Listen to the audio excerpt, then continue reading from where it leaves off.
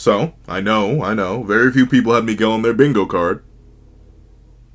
How many of y'all had spoilers on your bingo cards? What's up, guys? I'm Pencil, and here we are to do a breakdown of the chapter 255 spoilers for Jujutsu Kaisen, which is known as The Decisive Battle in the Uninhabited Demon-Infested Shinjuku Part 27. And ladies and gentlemen, there's some good stuff in this chapter. There's some bad stuff in this chapter. There's some very, very bad stuff in this chapter for our casting crew. But at the same time, there's some W's for our casting crew. So you know we have a hefty chunk of stuff to talk about. So let's not waste any more time and let's hop right into it. Editing me. Ready. 3, 2, 1, go. What's up, guys? That guy with a pencil here. Fun fact, I do happen to have it on me and keep it on me at all times. And another fun fact. Miguel. He showed up. But, notably, there is a wombo combo scenarios here. It looks like it was Miguel who ended up saving Uiui in particular, which is good, which is very, very good. But, the other thing, LaRue is here. Now, if you don't remember LaRue, I don't blame you. I didn't either. I didn't even know he had a name. Like, I'll be completely honest with you. I recognize him as a member of Geto's family, but, like, he legit doesn't fight. Ever. Like, not in the Night Parade of 100 Demons, not in the extended JJK0 movie material. Like, no, I swear we never had any information on this man. This guy was a complete enigma, a complete mystery, but now he's here. Praise be to LaRue. But with that being the case, praise be to LaRue. He saved Kusakabe. Quite interesting, if I do say so myself. So there's, once again, this page has so much information on it. Number one, well, we kind of knew this at the end of the last chapter. Uiui's here. He's still alive. He made it. He made it. And notably, we don't see him again for the rest of the chapter, and it's never implied that Sukuna manages to get him. So Uiui likely got up out of there and escaped, which is very, very good. We still need him, very specifically, especially considering we don't actually know fully where our casting crew, I'll just call it the med bay. We have no idea where the med bay is situated. So, like, if it's far away and we lost Uiui, characters were not making it back. At least characters that got light graze or light treatments by Sukuna, and one of those characters who got a light glaze and a light treatment by Sukuna is Kusakabe himself. Notably, he seems good and alive. Like, LaRue's holding him in his curse technique, and while he does, of course, have a giant X on his chest, call him Luffy, the thing is, his eyes are still open. It still looks like he's breathing. He's not. Dearly beloved, we have gathered here today. Like, he's not gone, which is good. That's fantastic for Kusakabe. I gotta call him one of my goats now. I gotta call him one of my goats. But with that being the case, Kusakabe is alive, which means he can come back. That's the big thing about certain characters being alive, and hard confirmed alive, and not taking too much damage, hard confirmed alive. Because notably, there are certain characters who are beyond repair. Kashima Hajime, beyond repair. Higuruma Hiromi, questionably beyond repair? Probably though. He hasn't shown back up just yet, like other characters tend to this chapter. But with that being the case, with him not returning, like, at all, and the severity of his wounds, it's likely that Higuruma Hiromi's cooked, like he was missing a whole arm and everything, and he has whole chest multi-cleaved up. Meanwhile, Kusakabe just has an X on him, meaning it's very likely that as long as Shoko can just Hiya! And Utsuhime's Hiya! In the background, most likely Kusakabe can rejoin the battlefield. And remember, Kusakabe actually can work with other people. With his symbol domain strat, he could very hypothetically easily start comboing with other people, which would be very, very useful, especially considering who else is on the battlefield. The only thing is, though, maybe that could accidentally start weakening other people, so maybe Kusakabe isn't the best person to combo with, but he was very clearly a good stall tactic, a good support. So I think Kusakabe being confirmed alive and in a state where he could come back readily, good stuff. He's probably going to have a scar on his chest, though, but like I said, he's just built like Luffy for real. But the next thing that's interesting here is the whole debacle of how Miguel got here. What brought Miguel back to Japan? Notably, my boy is looking sassy. Like I don't know. This is ironically enough, it kind of reminds me of Jujutsu High Fit, but it also reminds me of, who's that artist?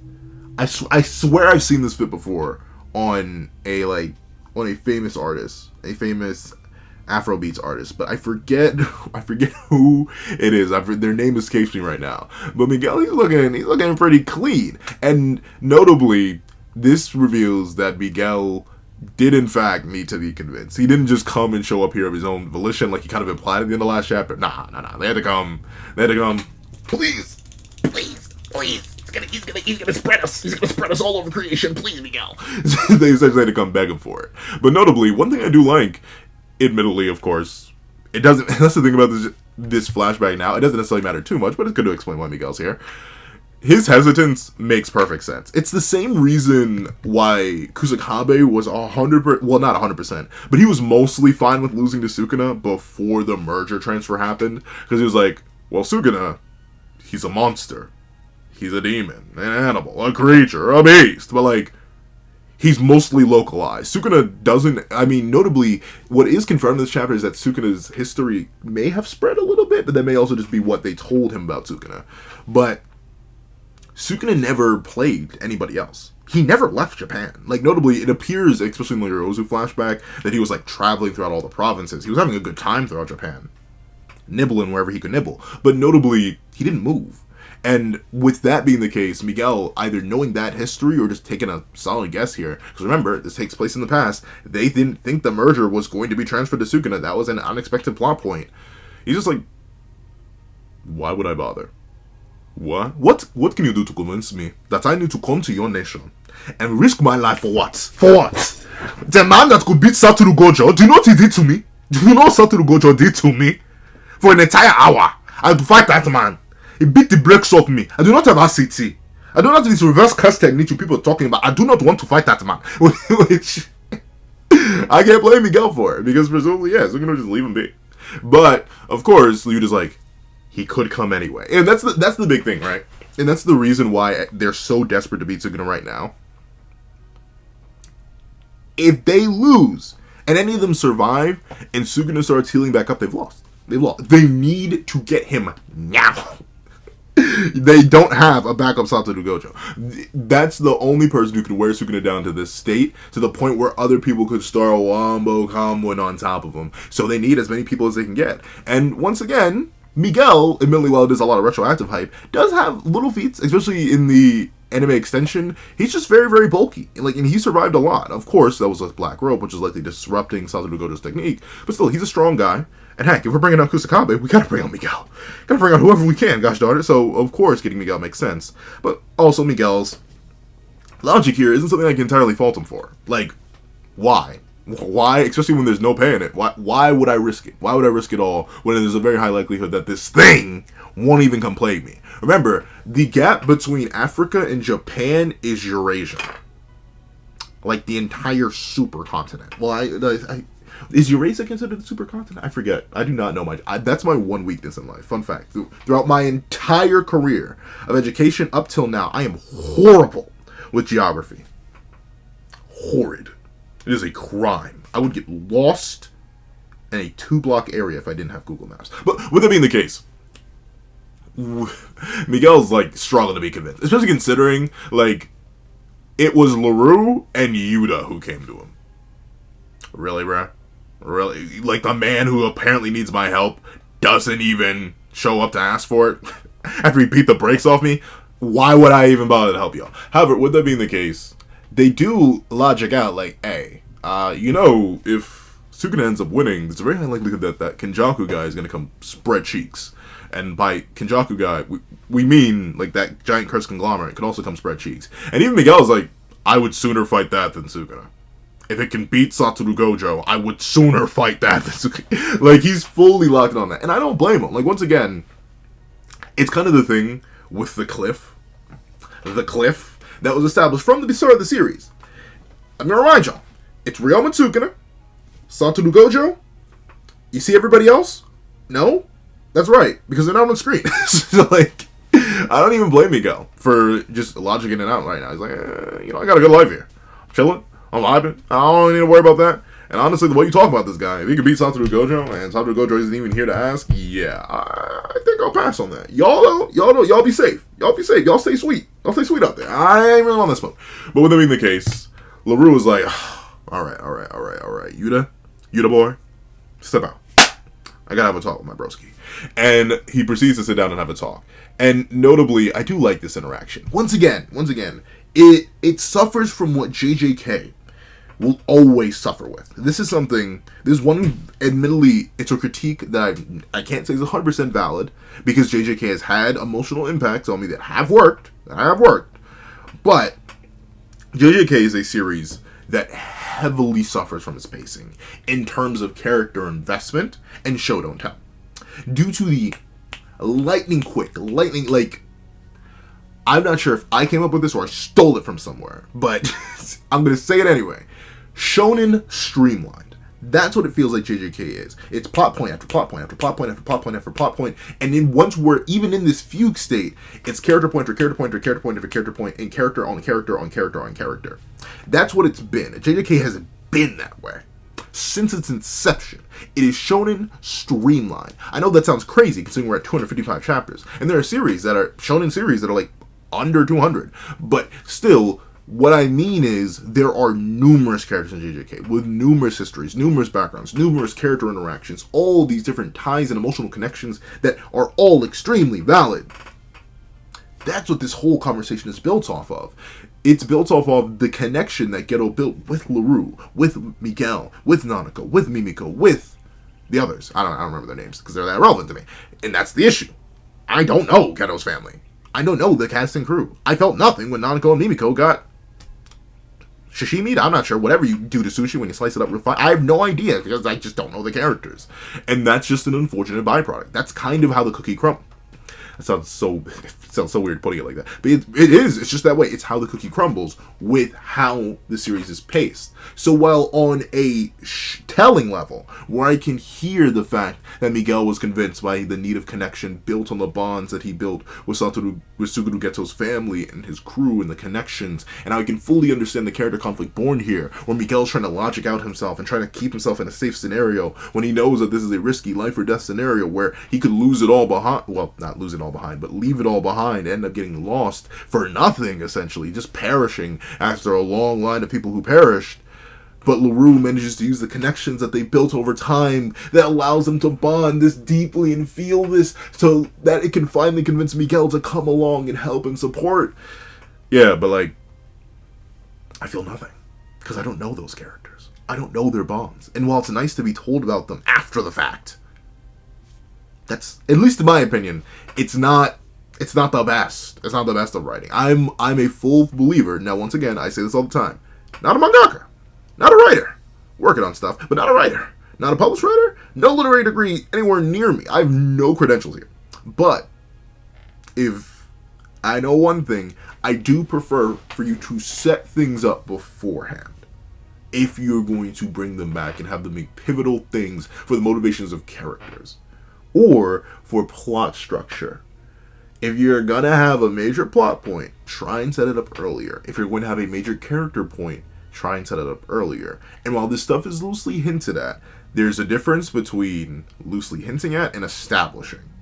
This was loosely hinted at, which is unfortunate, but once again, it's a byproduct of Jujutsu Kaisen and how the story itself is structured. So can I call it a critique? Kind of, sort of, but how do you fix that critique? You have to make the series longer, which Gay just doesn't want to do. Did you see how they burst through the entire military plotline? They clearly were on some kind of track to end the series. So in that case, it's kind of hard. Because typically whenever I have like, oh, here's how I would do something, here's how I would write, here's how I would fix it. Typically, I try to keep those restructuring points within the bandwidth of the original series, or its length, or its structure. Sometimes I'll just find an issue with a plot point or something, and I'll be like, here's how you do that to avoid that issue, and not have that problem with that plot point. But this is something that would legit require series extension and retroactive continuity, or like a whole flashback arc based around Suguru Geto's family, which we just weren't getting, because remember, this entire plotline was introduced in Zero. I don't even think Gege knew they were going to be doing Jujutsu Kaisen up to Zero, considering how little was established in Zero. So ultimately, it's a part of fate. It's a part of how things just unfortunately worked out in this world. But I do want to point it out, because this is important. It's the reason why Miguel came back. But it feels hollow because I'm just being told about it. But with that being the case, we cut back to reality. Up there goes gravity. And notably, Miguel does set conditions. He's like, hey, if his output's in the trash, and he doesn't have domain expansion, fine. I'll box him. but you're coming with me too. And Larue's like, wait, me too? And I was like, of course, come on now. And I'll admit, one thing I do like, in spite of all my complaining about, well, there's no character depth here, there's no motivation, they're just doing this because blah, blah, blah. I do like the fact that they are essentially treating this as like funeral rites for Sukuna. And kind of just doing this as a gamble. Hey, they either join him in heaven, the airport, or they wave goodbye to him. One way or another. I do like that. And they finally get a glimpse on Ryoma and Sukuna, who is looking... He's looking rough. He is looking a bit rough. Interesting. Honestly, someone give him a new fit. Urube. Get him a cloak or something. Like, clean it up. He's looking a little bit nasty. But with that being the case, we see that Miguel and Laru are like, good stuff. He's quite nerfed. He's quite heavily nerfed right now. We can take that. Which, of course, like, notably, I wouldn't want to fight Sukuna at full output either. You couldn't pay me enough. So, of course, taking on this Sukuna in this weakened state makes perfect sense. Admittedly, though, I think Laru ended up... Actually, no. Because they do end up saving Kusakabe, who could come back and end up cooking later. So I do think their existence is important, but you'll see why I'm a little bit questioning of it. But then again, Choso was there, too. Someone was going to get Black Flash this chapter. It didn't matter. Someone's going to get Black Flash. However, we see that with this being set up, Ryoma Sukuna's like, I don't even... my brain immediately comes back to the Endgame scene. Crazy to think Endgame is, 5 years old? Or is that Infinity War? I think Infinity War is 5 years old last year. I think Endgame's going on 5 years old this year. But I'm getting massive... You took everything from me. And Sukuna's hitting the, I don't even know who you are. Until he immediately goes to destroy the building they're on. However, notably, both of them do dodge out of the way. And we get a short little interaction of Laru versus Sukuna. Once again, shout outs to everyone who had this on their bingo cards. All -5 of you. Because I know no one had Miguel on theirs either. But Laru actually manages to do something with their curse technique. They manage to dodge the destruction of the building. Sukuna goes charging for them. Laru activates his curse technique. And bada bing, bada boom, actually manages to grab Sukuna with it. And not just grab Sukuna, but actually, like, palm them straight into a wall. Okay, Laru, like, I'm not gonna say this is anything crazy, because notably, it doesn't appear that Sukuna took literally any damage. Like, he took no damage. But simply for the fact that Laru was actually able to tag Sukuna, good stuff. Once again, it's... Notably, I am not a hater of the Sukuna cycle. I'll make a full video talking about it. I wanted to wait until this chapter came out to talk about the Sukuna cycle because this is like the pinnacle of it, right? We're pulling out characters that some people may have forgotten the names of. Hi, I'm some people. I forgot who Laru was. And Miguel, another character who people never expected to show up. Once again, no bingo cards. But I'm not even the biggest, like, hater of the Sukuna cycle. In fact, I actually kind of like it. Once again, I think this whole run has been doing numbers for Sukuna, and has every single chapter that we've gotten has either explained something further about Sukuna, had good character work for other characters, or has developed the series in some way, shape, and or form. We haven't gotten nothing. We've gotten nothing on a macro scale, not a micro scale. Come on, now, y'all. You gotta appreciate the little things in life. Were y'all not around in the Madara days? Y'all remember how long Madara was fighting people? Come on now, come on. Y'all weren't around in the Aizen days. Come on. Y'all remember how long they were boxing Aizen? Like, come on now. Come on. Y'all weren't around during the Kaido days? I know some of y'all were around during the Kaido days. How many times did Luffy fight Kaido? Like, let's be real. It's alright. Take your time. Relax. We're in a safe space. The only thing is, though, it's super duper, like, my brain hurts. Because I'm trying to extrapolate something. I'm trying to yank out something. But with Sukuna very consistently holding back. With the nurse not mattering. The one issue I have with the current Sukuna cycle is that it's hard to interpret anything, since despite all the information we've gotten, we simultaneously know nothing of Sukuna. We know nothing. And honestly, it's super weird to scale. It's like, oh wow, Laru's able to tag Sukuna. Does that mean they're able to tag anyone in the verse? I don't know, and I don't think so, considering that would mean Laru's hand is faster than piercing blood.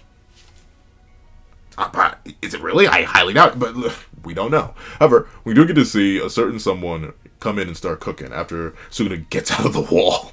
And we see that Miguel,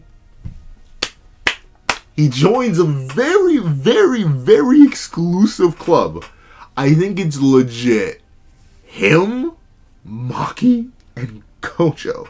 And Gojo's debatable in terms of if he dodged that first dismantle, because it's like the paneling's weird. Like, he kind of like looks at it and he hits this face and then like goes past them. So I'm not sure if it bounces off as infinity, but it shouldn't do that if it's infinity. But something with that versus mantle. So it's either Maki and Miguel or Miguel, Maki, and Sukuna.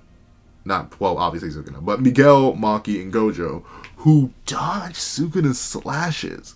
And, like, notably, when I say Miguel dodges Sukuna's slashes, he dodges this. Like notably, this hand sign. Well, we don't see him perform the hand sign, but just based on what Sukuna... Well, actually, let me see. Let me go back a page. Does he perform the hand sign here? I can't tell. But if you'll remember, this is the same hand sign he was hitting, the same pose he was hitting, of the net of dismantles that he was sending out towards Yuji and Yuta. And remember, Domain amped Yuta who wasn't dodging these. Now, of course, there are a couple things going into this. Number one, do you think dismantle speeds are uniform? If you do, this is nuts. Because it means no matter what Sukuna's output is, the damage may lower, but the speed is all uniform. Meaning that's crazy. Miguel's dodging full speed dismantles that came in net format this easily. Of course, it's not proper net format, but that multi-layered slashing pattern is something that Yuta's been hit by, something that Yuji's been hit by, something that a lot of people have been hit by. The only characters to ever dodge something like this is legit just Miguel. Like, I didn't even give Maki this. Maki never got hit with I don't know why, but like that just never happened. It's only Miguel who's managed to dodge dismantles that come in this format. So you think all dismantle speeds are uniform? Crazy. Next level feat, Miguel's really, really fast. But question is, if you think dismantles can be nerfed in speed and nerfed by output and nerfed by the amount of control and power Sukuna's putting into them, their speed can be affected, then this isn't all too impressive. Because remember, this is a Sukuna who's healing his heart, admittedly straight off a Black Flash, but he's healing soul damage on his heart, and he may not know how much power to put behind these slashes for Miguel. So, because once again, he doesn't know Miguel. He has no idea. He has no frame of reference for Miguel, since Megami didn't have any information on him. Yuji didn't have any information on him. By the time anyone who did have information on him appeared, it was way too late. So then this could not be as impressive. I'm once again I'm going with the dismantles or uniform speed thing because I think it doesn't necessarily change too much. It just makes certain characters faster than they hypothetically could be. But still, Miguel dodging this as easily as he is impressive. However, there is a certain thing that's noted here. Miguel apparently has a sort of well, I guess technically it's a domain without domain in a way, because we see he dodges all these dismantles, and admittedly, I'll need to wait until this page is cleaned up before I even begin to try and tell what's going on here.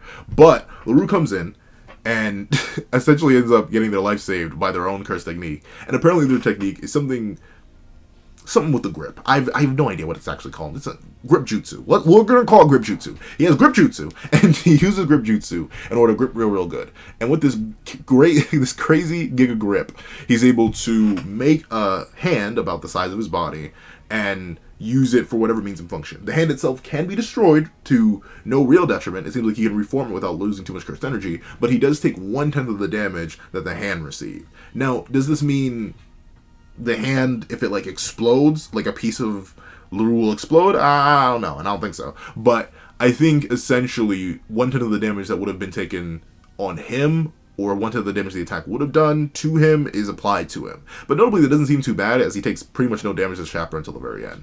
But with that being the case, the other thing that we see here is that Miguel is moving devious. And we get an explanation of Miguel's curse technique. I completely forget the name of it. Hold on a moment. Because this is the thicky spoiler discussion, let me take a look in a book, Hypothetical Reading Rainbow, and see if I can figure this one out. If the Googler will work with me. Let's see. The Googler has decided to work with me. Let's see.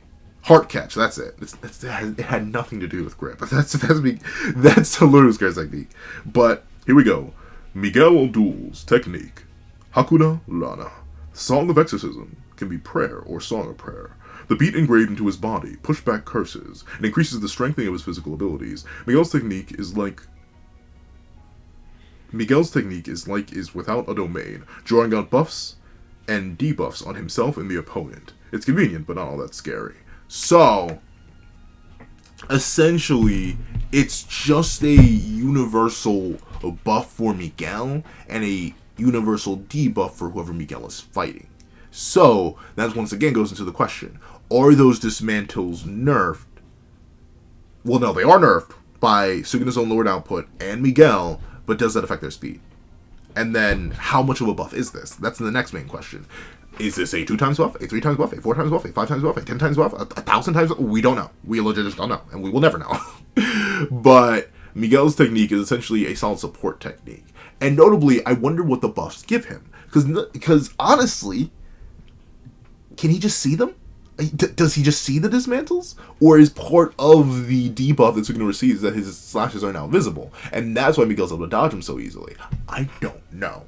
That's one of the things with clarification in JJK, where like, once Gege introduces something, it usually stays pretty vague, and then the moment he starts to explain them, they get weaker. Sometimes they get tragically weaker. So I'm not sure if I want this explained, but at the same time I kind of do, because it's another issue I do have with JJK. Buffs and debuffs, unless they're very specific, which Gege is willing to get with like the 120% of his potential off of Black Flash or stuff like that, or the 2.5 times exponential multiplier, which admittedly I still have issue with, because once again, I said it before and I'll say it again, if you are taking damage from regular attacks, and then you get hit by one of those attacks raised to the 2.5 times power, you should perish instantaneously. But that aside, we do have solid concrete numbers for that. I want to know what Miguel's buff is, and his debuff is. How much stronger does he get? So I can start quantifying things, so I can quantify multipliers. I need them, Gege. Gege will likely never give them to me. But with that being the case, Miguel actually did meet with Satoru Gojo, which does imply one thing, it does clarify one thing. A big thing that a lot of people were wondering is like, and by a lot of people I mainly mean me, because I don't see many people talking about this. I was wondering, did Gojo not plan with anybody or anything about this? Like did they just not talk? Because like notably in all the flashback meetings when they're talking about hypothetical follow-ups to Gojo's loss, like he's never there. So I was kind of wondering if he ever showed up anywhere, did anything, or spoke to anybody. Especially considering there seems to have been so little information sharing. Like, I feel like Kenjaku and Sukuna maximized the month that they got. Meanwhile, our cast and crew, while they maximized it in some of their own unique ways, it feels like Gojo kind of wasted it. So it's nice to know that he at least had some interaction with our external cast and crew post his unsealing. Because, like, it really feels like he just talked to nobody and did nothing. With like all that time he had afterwards. I don't know. It felt weird to me. But I'm happy we do get to see Gojo and Miguel interact. Of course, it was Gojo who forced Yuta on Miguel. But after Miguel's performance in this chapter, I can definitely see why he forced Yuta on Miguel. Miguel could very easily bring out Yuta's potential here. And notably, Gojo straight up admits that Miguel's a pretty unique case, especially within the world of sorcery. And of course, Miguel's like, what do you mean by that? But not. But Gojo explains there's a dualistic combination of things. Number one, Miguel is just really, really strong. Like, basically speaking, he has really good reinforcement, really good technical skill, and overall is just extremely powerful as a combatant. His curse technique, while admittedly not all too crazy, as his own family apparently says, it still is enough and dangerous enough and lethal enough that's like, whoa, you kind of like that, bucko. But it's also the fact that he's this powerful while being from Africa. Now, of course, Miguel's like, what do you mean by that? But like, in context, remember, curse energy was pretty much exclusively meant to flourish in Japan, because Japan has Tengen, who was amplifying all the curse energy. And cursed energy is very scarce everywhere else. Remember, America didn't even know about it. Like, at all. Kenjaku had to come and be like, hi, let's introduce it. Heck, remember, China, I believe, is the language, the first country that we see Kenjaku visit on panel. Yeah, he went all the way there, and they're right next to Japan, and they didn't know about it. So, for Miguel, and even sorcery to exist at all in Africa, is very, very unique, impressive, and a bit strange in regards of things, considering there's no amplifiers there. Miguel's just that strong off-rip himself, because he is, I guess. Which is neat, makes Miguel an exception to the rule, but once again, I've grown wise to your tricks, Gege. You're going to off-screen him next chapter. It's just with the way this chapter ends, someone's getting off-screen, and I'm assuming it has to be Miguel, because we're gassing Miguel up a whole lot here. And speaking of gassing Miguel up, Gojo even calls Miguel dangerous for a third reason, not just for his extremely good physicals, not just for his decent enough curse technique, and, you know, uniqueness as being a sorcerer as powerful as he is from Africa, but also, Gojo just admits Miguel's actually strangely dangerous, in a weird way. Admittedly, though, this is kind of like, it's soft hype, but at the same time, it's Gojo without technique, so it doesn't necessarily mean too much. Essentially, Gojo explains, while he may be a superior defensive fighter, even if you were to strip away both of their curse techniques, meaning Miguel gets no buffs, Gojo gets no debuffs, and Gojo doesn't have Limitless, and I guess he just has the 6 eyes active, because you can't really turn those off. While Gojo would likely do better in a defensive sense, he basically has UI Sign, where he's really, really good at defending. Miguel essentially has UI Offense. I guess the sign variation as well, where essentially he's really, really good at attacking. Just consistently good at attacking. No matter what. Like, he's very, very, very good at attacking. Meaning that offensively, he'd be able to essentially be an equal to Gojo's defensive capabilities. And remember, we've seen no curse technique, just pure hands offensive Gojo. He's no slouch. He, like, squatted on Hanami's face and tore their eyeballs out. Like that man's he ain't no fodder. Don't let the Limitless fool you. That man can throw hands. Y'all saw him in those domain expansions with Sukuna. He can very clearly throw hands. But essentially, Gojo admits, offensively, as a combatant with no special techniques involved, Miguel's his superior, which is interesting. Notably, that's the only character outside of Sukuna who's ever been implied to be Gojo's superior in anything. Like, notably, as much glaze as Gojo ends up giving his students, he never says any of them is a better offensive fighter than him. Never says that. The only other character who may get that accolade somewhat indirectly is, like, Toji. Which, once again, makes sense. I'm a restriction user. Peak of the verse. But, like, interesting statement for Miguel. Very, very interesting statement. It essentially means that, in combination with his offensive speed and his defensive speed, as long as you don't have weird hacks or, like, are super duper bulky, because once again, we don't actually, I'll double check, but I don't think we see Miguel do much damage to this extremely weakened Sukuna. So it's very likely his attacking strength isn't all too crazy.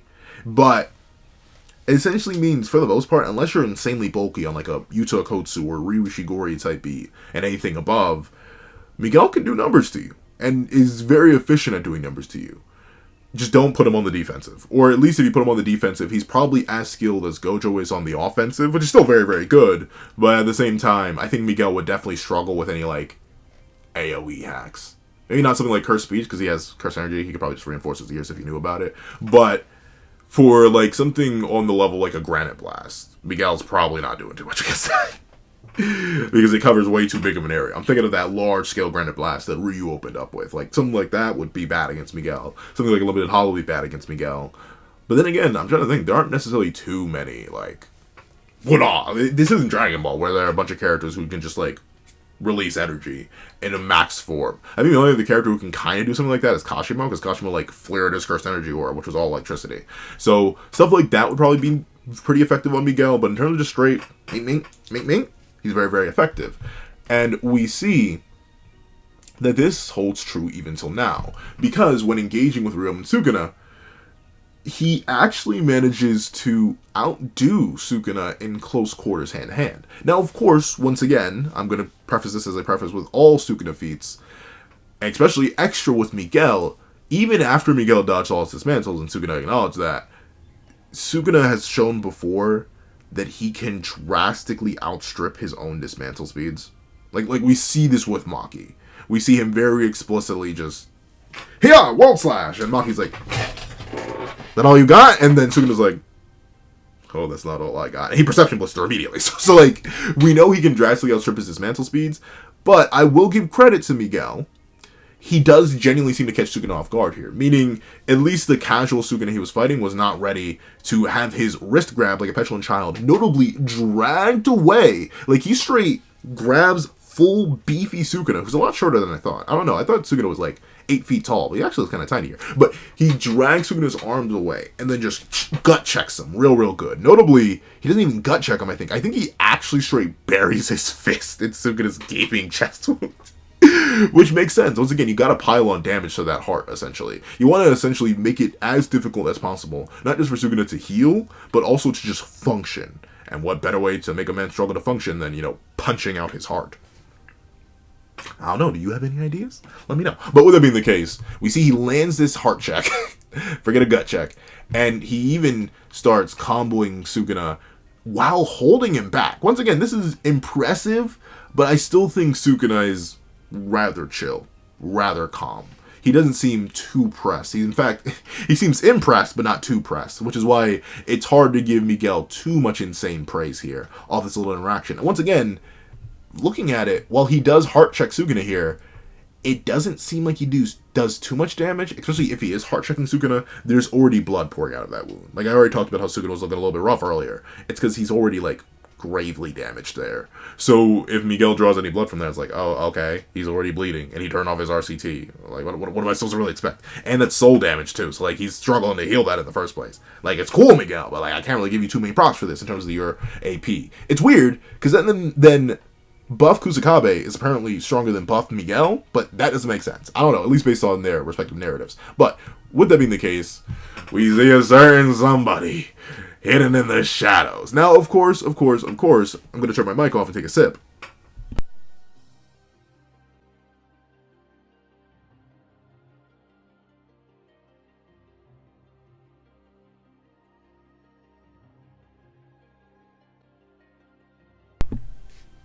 Stay hydrated, folks. But with that being the case, speaking of hydration, a certain someone comes out the Shadow Realm and drops up piercing blood. Now, notably, very important thing to note, Choso's alive. I've been seeing, I mean, it wasn't everywhere, but it was popping up enough across all my socials, and I even saw it mentioned in some other people's comment sections, and I've heard other people mention it too. Some people just assuming that Itadori was genuinely tweaking, like he was like actually nuts, and Choso had been dead. It was just seeing like a hallucination of Choso. But here you go, Choso's alive. I didn't necessarily, I'll be real. And anyone who saw my comment response back to y'all knew I didn't necessarily buy into that, because I did think it was kind of weird for Choso to be battle damaged in Itadori's nightmares. But like, it's nice that he's alive. Once again, he's not necessarily all too useful. I think he's gonna have to start using like flowing red scale stack or something like that in order to really start cooking a little bit, because clearly Sukuna was not gonna get hit by that piercing blood. Like, we even see Choso tries to re-angle it. I think maybe it's because Sukuna dodges the initial strike, and then he tries to re-angle it after Sukuna, because there's this motion line here, which implies Sukuna hit the reversal around that. But once again, it's Sukuna. He's not getting tagged by that. And notably, Sukuna does throw out his mantle at Choso, which he does not dodge, but he does actually somehow manage to eat it. Like, I think this is meant to be the dismantle mark here. Move! This is meant to be the dismantle mark here. Or, considering this is on the right side, maybe he gets hit here. Actually, considering it seems like it does a slash across his chest and his hands go out. But still, you know, he survives a dismantle. Once again, it's a super weak dismantle. It's hard to give Choso too many props for this. But, once again, like I said, the Dodge and Dismantle Club, pretty exclusive. And once again, Miguel's the only one to do something like this with capoeira. Good stuff. W Miguel. However, with it being the case, we do get to see that, yeah, baby, it ain't just my boy. It ain't just Choso who came back. It was the other blood brother. It was Yuji Itadori. He comes in with a sledgehammer, boom, and he knocks Sukuna down a little bit. Notably, though, Sukuna does manage to block the strike, which is important. And also, remember, it's not actually that important, because every single time Yuji lands a hit, he's disrupting the soul. He's making it jiggle and wiggle a little bit. One thing, though, one other issue I have, and I kind of hinted at this earlier, what does it mean? What does it mean? I'm genuinely wondering, especially considering, like, how much is his output lowered? What is the percentage? How much? What does that even matter? It's like the speed and potency of his techniques. If everyone's still apparently one shot, how much does that matter? What does each individual Yuji hit do? I don't know, and it bothers me. It haunts me. It bothers me to this day. I can't sleep at night. But also, question on question to this question, Bucko, real thoughts. I know Sukuna loses control of the body, but what does that mean? Does his body just go numb? Because notably, it's not like the Megami's in there fighting back. He's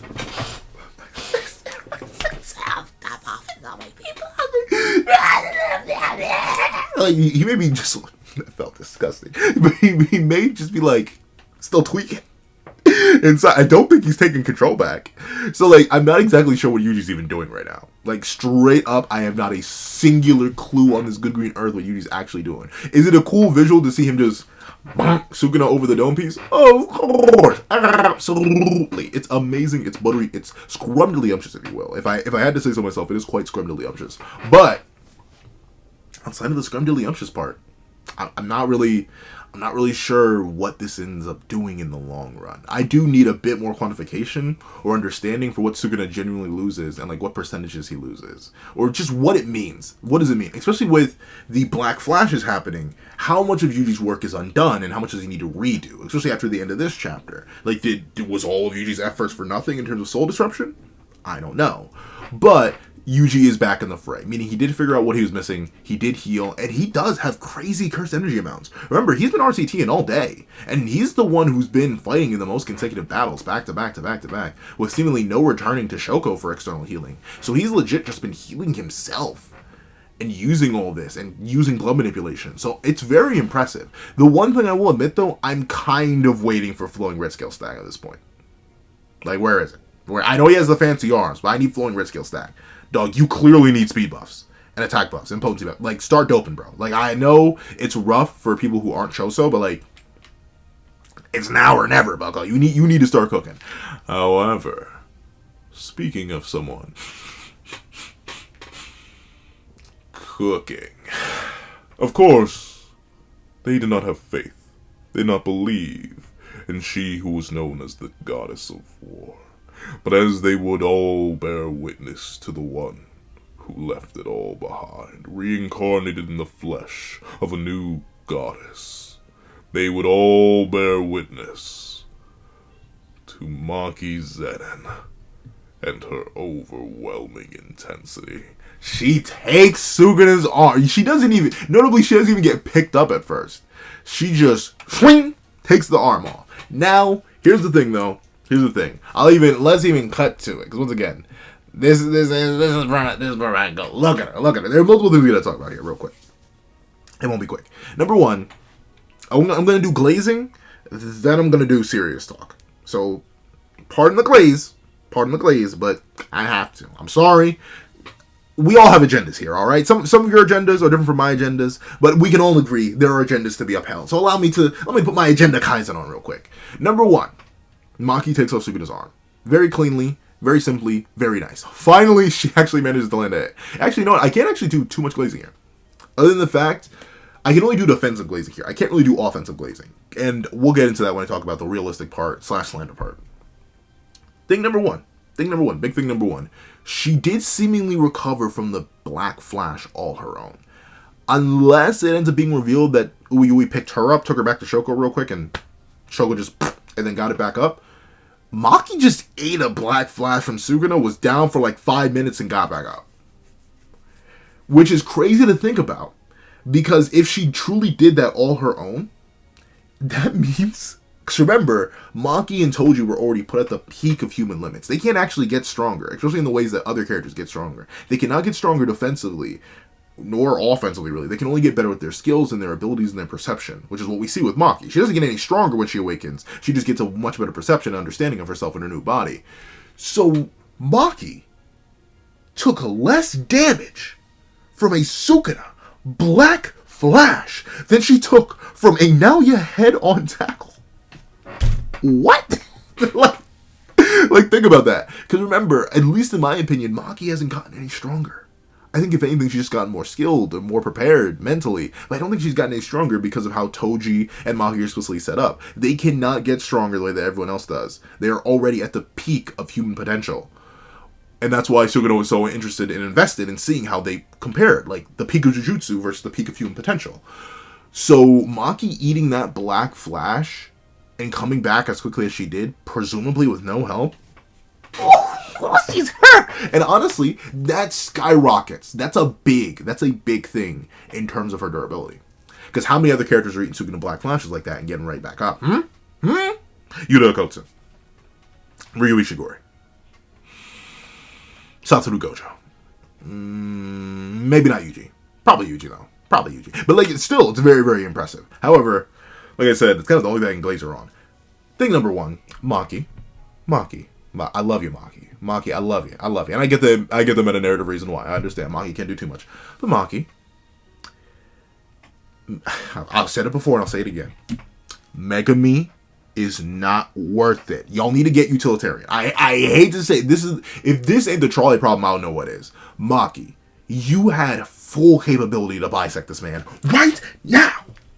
Right? Now, like, notably, look where she aims. Because before, I'll give people credit to this. When I brought up the fact that Maki should have gone for the head when she first appeared at the end of Yuta's domain, someone brought up a fantastic point in the comments.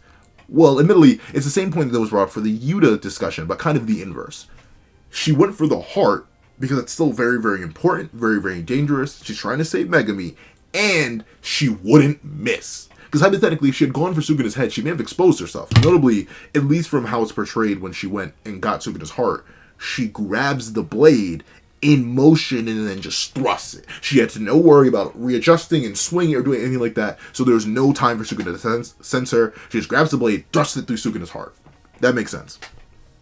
But it's clear here that she had full reign and pick on where she could have slashed. Like, I think this very clearly portrays it. And she goes for one of the smallest areas, too. Like, legitimately, since you came in with such clean advantage, where Sukuna did not know where you were, at best, let's be generous, let's say Megami really is worth the world. Because remember, they fail here, world falls. Either it falls to Sukuna, or it falls to the merger. Because Sukuna's starting the merger. Like, remember, this is it. They know the stakes. The stakes are well established at this point.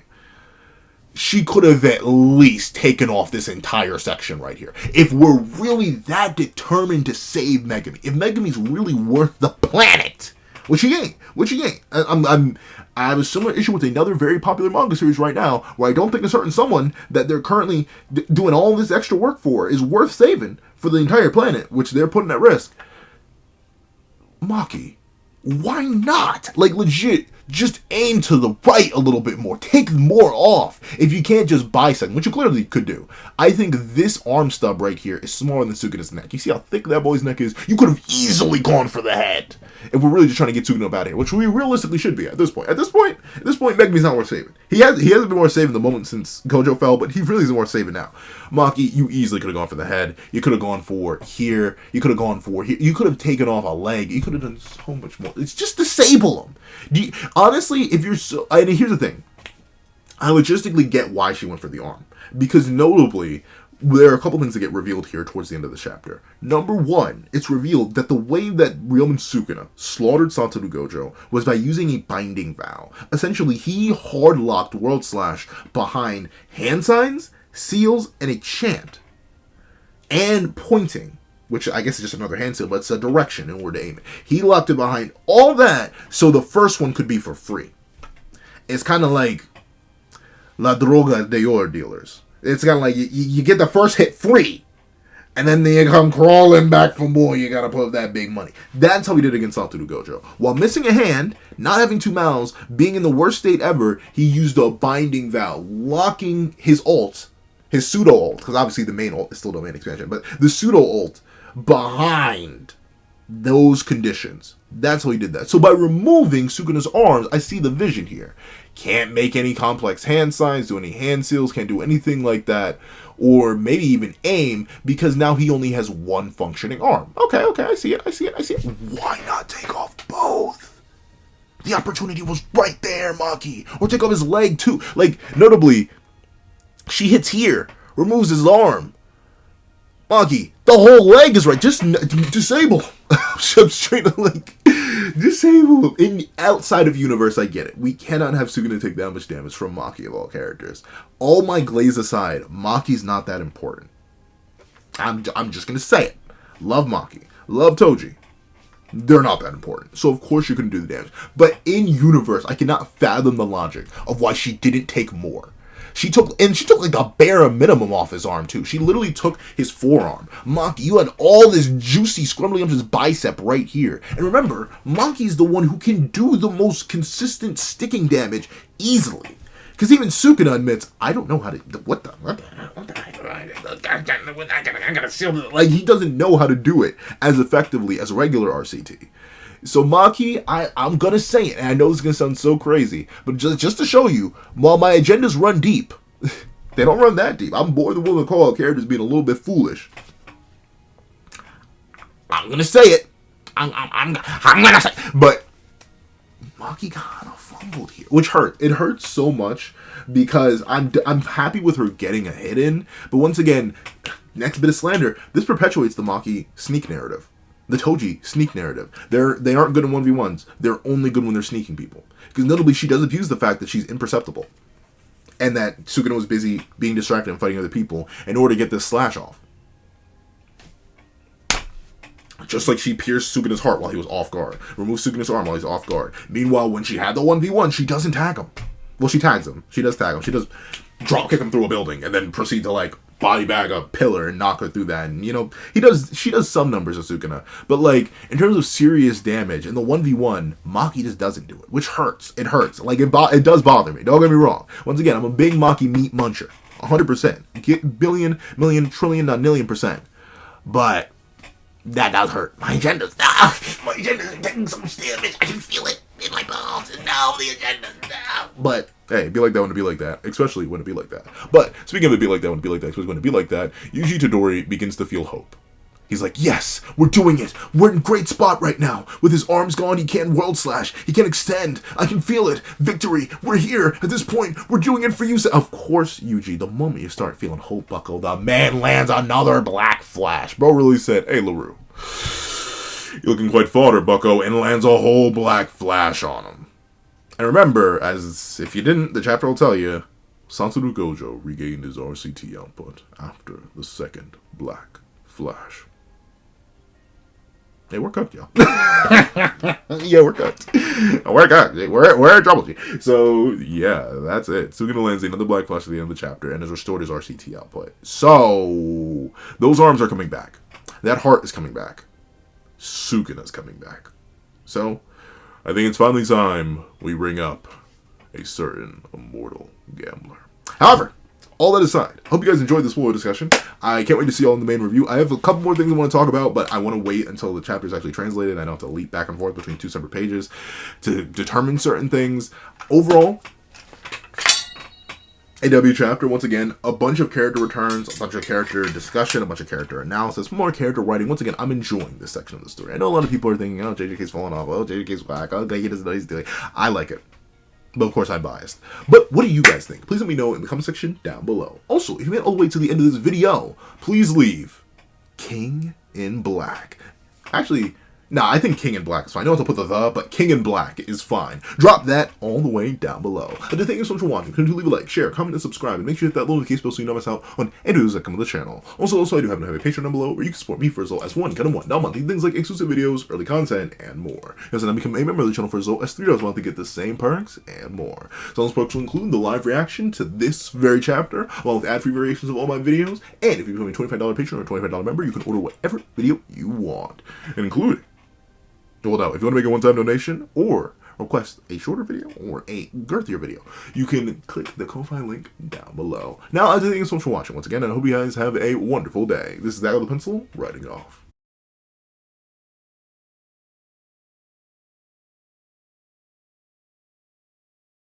I'd like to give a thank you to our $3 members: O'Connor Plays, Greyhound, Akids Void, Astro, Eternal Flame, Teen Midgao, Querencia Tala, and Red Wolf 4765. And I'd like to give a thank you to our $5 patrons: Steron, Sean, Panda Goat, Midnight Lord 21, Marcus, Kevin, Igneal, and Ehac1. And I'd like to give another thank you to our $7 members: Autumn's Mornings Lazo and Sick Addiction. And I'd like to give a hefty thank you to our $10 member, Banana Phone. And I'd like to give a big old thank you to our $10 patrons, Joaquin, Jermaine, and Idemokami. And I'd like to give a gargantuan thank you to our $25 patron, China Doll 09. And another gargantuan, juicy, scrumdiddlyumptious thank you to our $25 patron, Calvin Elder.